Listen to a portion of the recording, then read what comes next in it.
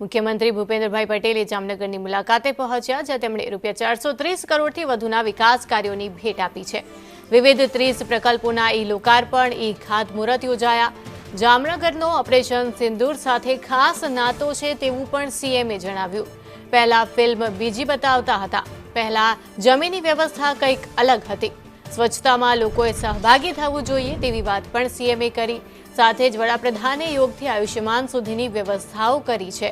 સરકારી યોજનાનો લાભ પણ હવે છેવાડાના લોકો સુધી પહોંચ્યો છે તેવું પણ જણાવ્યું।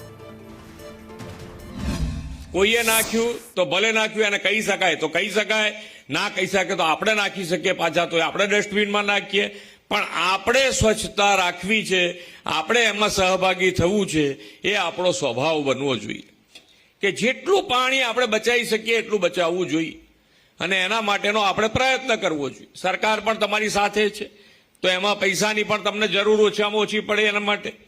તો એ ફિલ્મમાં જે પણ પિક્ચર તમે જોયા, પહેલા શું હતું કે ભાઈ પિક્ચર બતાડે પણ જમીન ઉપર વાસ્તવિકતા જ કંઈક જુદી હોય।